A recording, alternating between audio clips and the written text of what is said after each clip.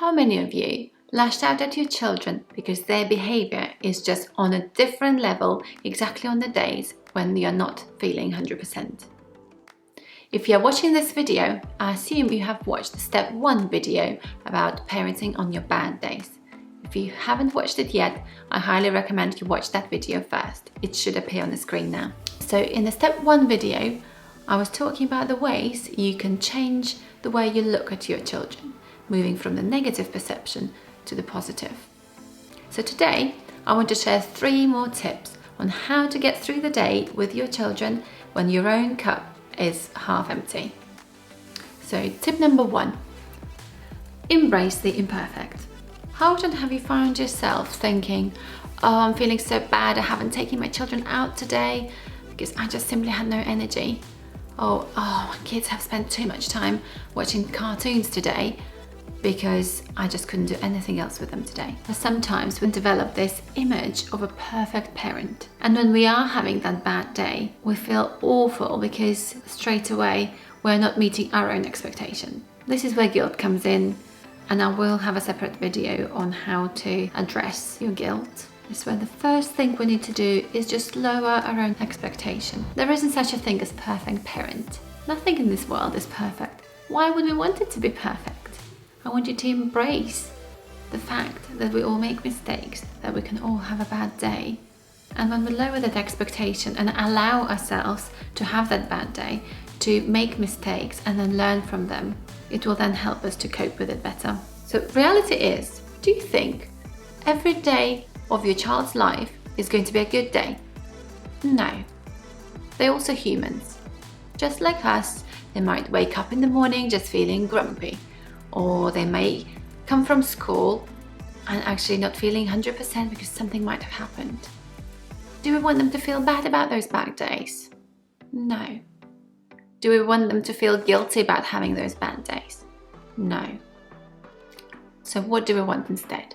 We want them to recognize that they're having a bad day, and we want them to learn how to make adjustments to their day so they can get through it. So this leads me to my next 2 tips. Tip number 2 is talk to your children. I hear it too often when people say, they just know I'm in a bad mood. They just know I'm not feeling great, so they misbehave even more than usual. Where is this assumption coming from? Why do we think our children know that we're not feeling well? Reality is that most children, especially the younger ones, will absolutely pick up on the fact that the energy changed in the house, the atmosphere changed in the house, dynamic is different. They know that something has changed. They know they don't like it, but they don't really know why. They simply cannot make the connection that things in the house have changed because mum is having a headache, or because mum has had a bad day, or dad is tired from work. Their brain is simply not developed enough. In fact, their logical brain won't be fully developed until they are 25. So how do we let them know? We talk to our children. And this is what I usually do with my 2 boys. I go to my boys and sit down with them. And this is what I say. Boys, I need to tell you something. Last night, I had a really bad headache, which means I didn't sleep very well. Remember how the other morning the bin lorry woke you up too early and you couldn't go back to sleep? And then you were quite grumpy and things were a little bit tricky for you that morning. So this is how I'm feeling today. I think I could do with a little bit of your help. Do you think you can help me to get through the day? So asking your children to help is going to give them this huge boost of empowerment. And when children feel empowered, they feel better about themselves. And when they feel better about themselves, guess what? They behave better. You can even ask them, what do they think might help you today?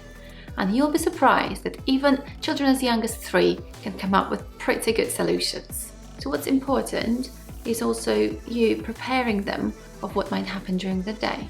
So you can say things, I might not have energy to take you to the park today, but we can play in our garden instead. Or you might say, loud noises might hurt my head a little bit too much today. So how about, if you feel like making loud noises, we agree on a place and time when you can do that. This step is so crucial because now you have connected with your children. You have empowered your children. You have also diffused any questionable thoughts they might have about changes in the air during your bad day. So now tip number 3, model coping strategies. Now this is where you really turn your bad day into the amazing opportunity for your children to learn. Whatever you do to help yourself during that day, try and verbalize it in front of your children.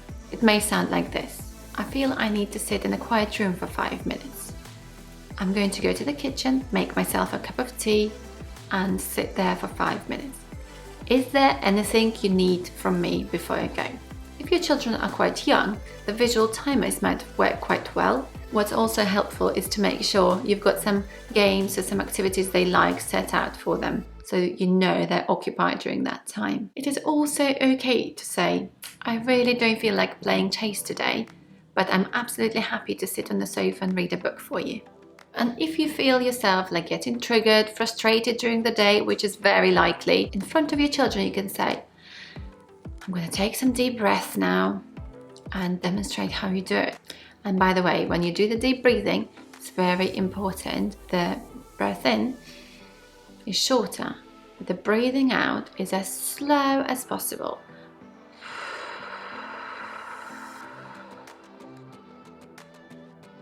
Or you can say, I'm feeling a little bit frustrated and tense in my body, so I feel I need to take myself away and calm my body. If you have got some strategies in place for your children, like some people have a quiet space for them to go and calm down, you can even say, I'm going to go and use my quiet space.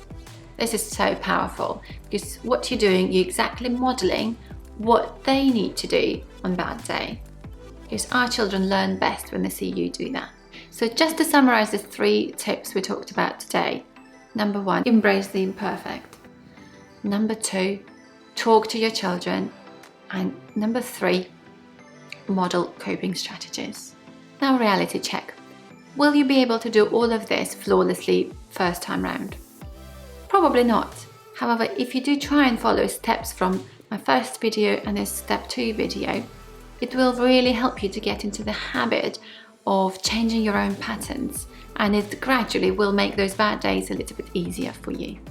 Just like with everything else, it takes time to make a change, especially when we're changing our own habits. It does take quite some time, so don't be too hard on yourself. So will you make mistakes along the way? Quite possibly. Will it make you a bad person? Absolutely not. And when we do make mistakes, all we need to do is just put them right afterwards. In fact, this is exactly what my next video is about. It's about the effective ways to repair after you've done something you regret. I really hope you found this helpful. Please feel free to write any comments or questions below.